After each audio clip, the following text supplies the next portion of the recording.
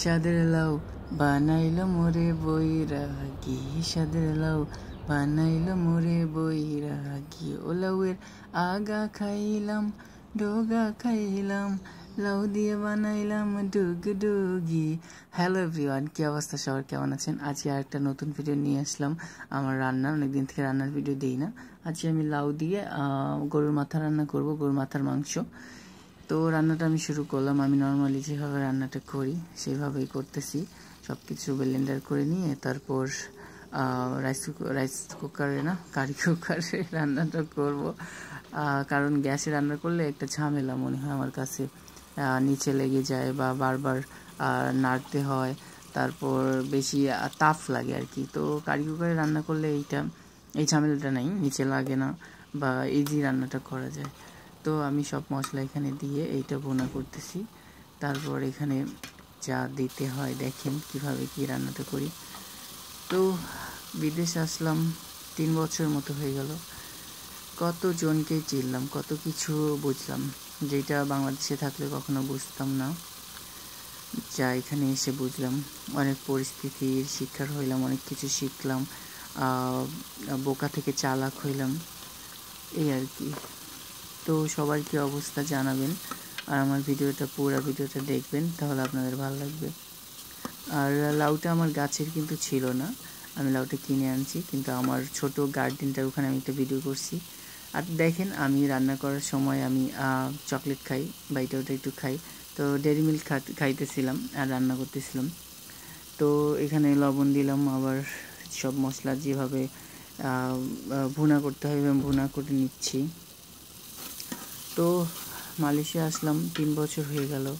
তো পরিবারকে অনেক মিস করি, কিন্তু জীবনে কিছু করতে হলে অনেক কিছু স্বীকার করতে হয়, ত্যাগ করতে হয়।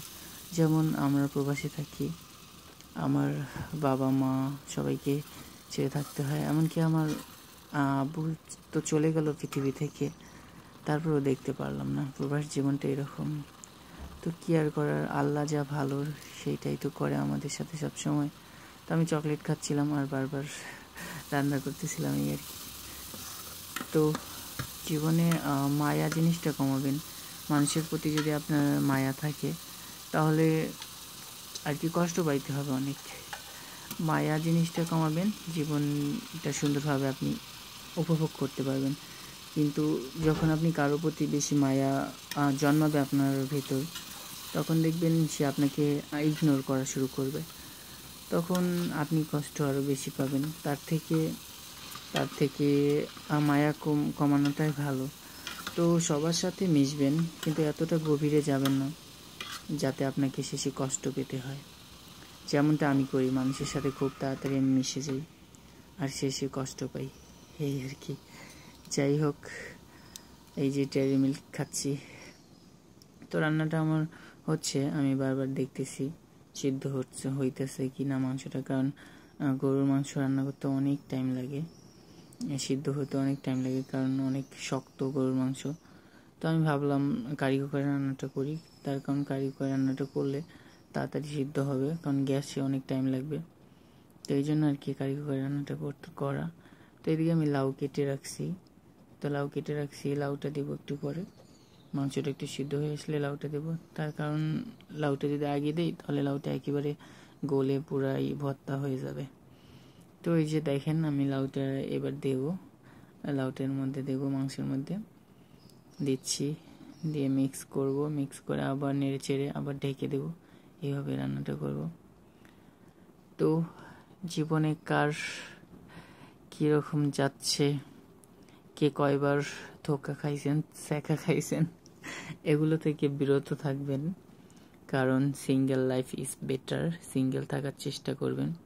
আর যারা বিয়ে করছেন, ভালো আছেন পরিবার নিয়ে, বউ বাচ্চা নিয়ে, তাহলে তো আলহামদুলিল্লাহ। কিন্তু বিয়ের আগে প্রেম ভালোবাসা না করে এটা ভালো, আমি মনে করি। মালয়েশিয়া আসার পর যত কিছু শিখলাম, যত কিছু জানলাম, যাই শিখি বা না শিখি, রান্নাটা ভালো শিখছি।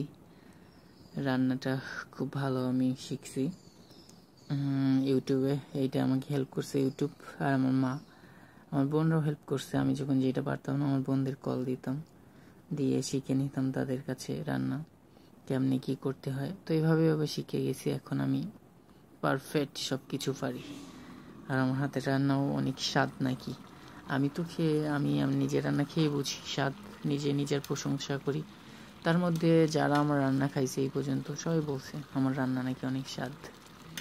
তো আপনারাও আসবেন, দাওয়াত রইল আমার বাসায় মালয়েশিয়ায়, আমি রান্না করে খাওয়াবো। তো পানি দিচ্ছি, দিয়ে এটা সিদ্ধ করে নেব। আর হয়ে গেছে, বেশিক্ষণ টাইম লাগবে না, হয়ে গেছে। আর একটু ঢেকে রান্না করলেই হয়ে যাবে আমার লাউ আর গরুর মাথার মাংস। তো সেদিন গেছিলাম বাজারের ওই দিক, তো দেখলাম গরু জবাই করছে, তো পুরো মাথাটা আছে। তো ভাবলাম মাথাটা নিয়ে আসি। মাথাটা এই দেশের 140 রিঙ্গিত নিচে। তো সেই হিসাবে ভালোই, 9 কেজির মতো মাংস হয়েছে, অনেক মাংস হয়েছে। তো আমার তরকারিটা হয়ে গেছে, দেখেন শেষ প্রায়। একটু পরে আমি একটু ঢেকে দিয়ে নেড়ে চেড়ে তুলে নেব।